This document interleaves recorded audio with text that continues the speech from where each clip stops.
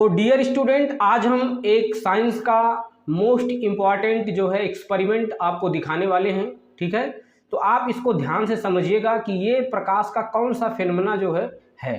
तो डियर देखिए, यहाँ पर हमारे पास दो ग्लास है, ठीक है, जो अभी भी खाली है। ठीक है, इसमें कुछ भी नहीं रखा हुआ है, हमने खाली रखा है। ठीक है, अब हम इसमें डियर रखते हैं पेंसिल को। ठीक है, तो ये हमारा पेंसिल है और हम इस पर देखिए आपको रख देते हैं। ये है हमारा पेंसिल और ये देखिए हमारा दूसरा पेंसिल है जो हमने आपको रख दिया है यहाँ। ठीक है, यदि आप इसको ध्यान से यदि आप देखेंगे तो आपको मिलेगा कि देखिए इस समय जो है इस पेंसिल को देखिए, इसमें कोई भी जो है डिफरेंस या कोई भी बेंडिंग इसमें दिखाई नहीं पड़ रही। ये सीधा सीधा दिखाई पड़ रहा है। देखिए ये भी देख लीजिए, ये भी क्या है आपका सीधा सीधा दिखाई पड़ रहा है। ठीक है, यदि हम दूसरे कंटेनर को लेते हैं, जैसे मान लीजिए हमारे पास दो ग्लास और है, ये है हमारा ग्लास और डियर यहाँ पर देखिए हमने दो मार्कर यहाँ पर रख दिया है, ये देखिए। ठीक है, तो यहाँ से देखिए ग्लास में इसमें भी देखिए जो हमने अभी भी स्केच रखा है, जो मार्कर रखा है, देखिए इसमें भी कोई भी डिफरेंस नहीं है। देखिए सीधा सीधा दिखाई पड़ रहा है आपका, देखिए। ठीक है, ध्यान से देखिए, ये सीधा सीधा दिखाई पड़ रहा है। ठीक है, तो अभी इसमें कुछ नहीं हमने रखा है और ये देखिए बिल्कुल सीधा दिखाई पड़ रहा है। ठीक है, यहाँ से भी हमने दिखा दिया आपको, हमने पेंसिल भी रख के दिखा दिया कि देखिए इस समय जो है आपके पास देखिए ये चीज़ है। ठीक है, और यहाँ से देखिए पेंसिल भी आपको क्या एकदम सीधी दिखाई पड़ रही है। कोई भी देखिए यहाँ भी एकदम सीधा है, यहाँ भी देखिए पेंसिल सीधा है, यहाँ पे देख लीजिए घुमा कर यहाँ आपको दिखा देते हैं, देखिए बिल्कुल सीधा है, कोई भी डिफरेंस नहीं है। तो डियर जब हमने इसमें देखिए गिलास में कुछ भी नहीं रखा है तो इसमें देखिए कोई परिवर्तन नहीं दिखाई पड़ रहा। आपके पेंसिल में भी एकदम सीधा दिखाई पड़ रहा है। ठीक है, तो डियर ध्यान से देखिए, यहाँ जो हमने आपका गिलास लिया था उसमें जो हमने स्केच लिया है, इसमें भी कोई भी अभी डिफरेंस आपको दिखाई नहीं पड़ रहा है। ठीक है, अब हम इसमें डियर लगते हैं वाटर। ठीक है, तो अब हम इसमें वाटर रखते हैं तो देखते हैं ये कैसे दिखेगा। ठीक है, तो चलिए देखते हैं, इसमें वाटर रख के देख लेते हैं क्या होने वाला है।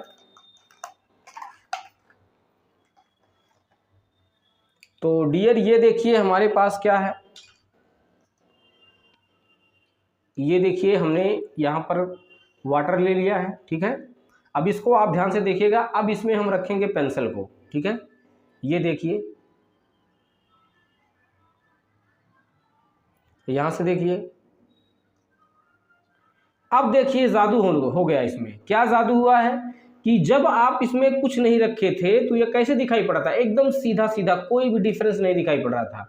लेकिन जैसे ही हमने इसमें वाटर रख दिया, ये देखिए पेंसिल जैसे मुड़ा हुआ दिखाई पड़ रहा है, टेढ़ा दिखाई पड़ रहा है। आप साफ साफ दिखाई दे रहा होगा आपको, ध्यान से देखेंगे आप, देखिए एकदम जो है क्या है, मुड़ा जैसे बेंड दिखाई पड़ रहा है। ठीक है, तो इसके बेंडिंग का क्या राज है, देखिए ध्यान से, ये क्या राज है आप इसको समझिएगा ध्यान से।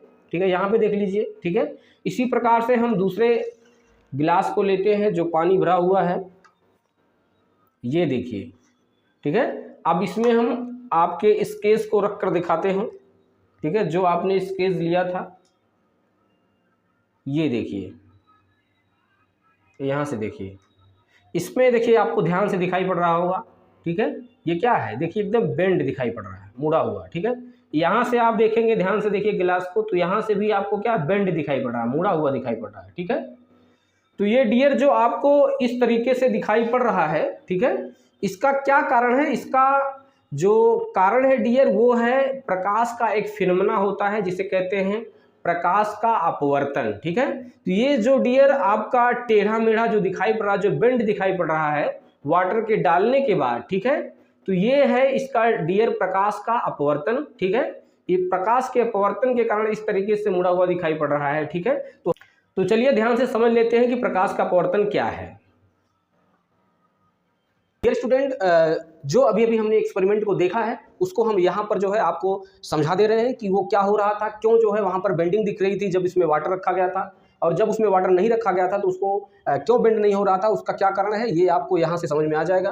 तो डियर देखिए, पहले हमने जो है यहाँ से पहला मीडियम माना है और यहाँ पर सेकेंड मीडियम माना है। ठीक है, और यहाँ से देखिए जो आपका ये है इसे कहते हैं नॉर्मल या अभिलंब कहते हैं, ठीक है।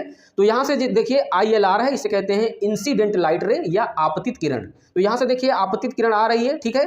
तो यहाँ पर देखिए आकर जो है ये पुनः जब दूसरे मीडियम में जो है ये प्रवेश कर रही है, ठीक है, तो देखिए ये डेविएट हो जाती है, ठीक है, डेविएट फ्रॉम द जो है नॉर्मल।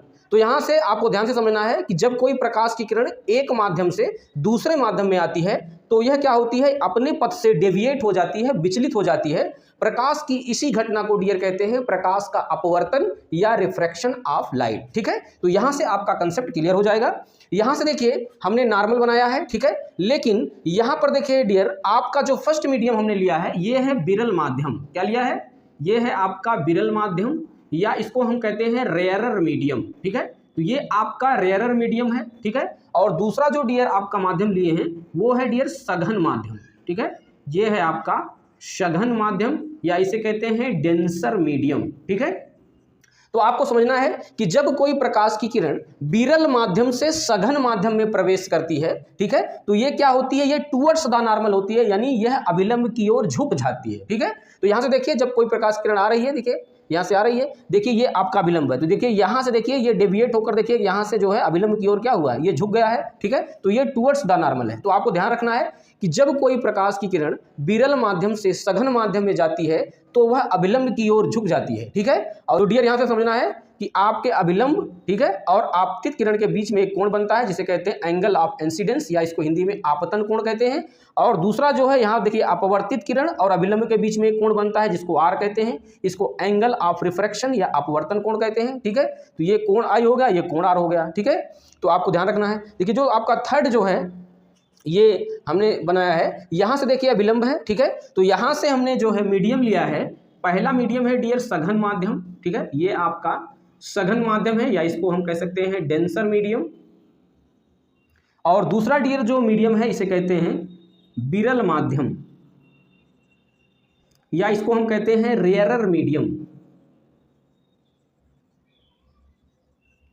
ठीक है। तो डियर आपको यहां से समझना है ध्यान से कि जब कोई प्रकाश की किरण सघन माध्यम से विरल माध्यम में जाती है, ठीक है, तो ये क्या होती है, अवे फ्रॉम द नॉर्मल हो जाती है, यानी अभिलंब से दूर जो है हट जाती है, ठीक है। प्रकाश की इसी घटना को प्रकाश का अपवर्तन कहते हैं। तो आपको ध्यान से समझना है, ठीक है। जब कोई प्रकाश की किरण सघन माध्यम से विरल माध्यम में जाती है तो अभिलंब से दूर भाग जाती है, ठीक है, उससे जो है अवे फ्रॉम द नॉर्मल हो जाती है। यहाँ से I जो है एंगल ऑफ इंसिडेंस जो होता है, ठीक है, ये जो है R से छोटा हो जाता है। यहाँ देखिए जो विलंब और जो है अपवर्तित किरण के बीच में जो एंगल बना है R, ये I से क्या है, बड़ा है। तो यहाँ से समझना है कि जो I है क्या है, लेसर देन R है, ठीक है। तो आपको समझना है। तो हमने तीनों कंसेप्ट को आपको ध्यान से समझा दिया है, ठीक है, कि जो है जब सघन माध्यम से विरल में जाता है तो क्या होता है, जब विरल से सघन में जाता है तब क्या होता है, ठीक है।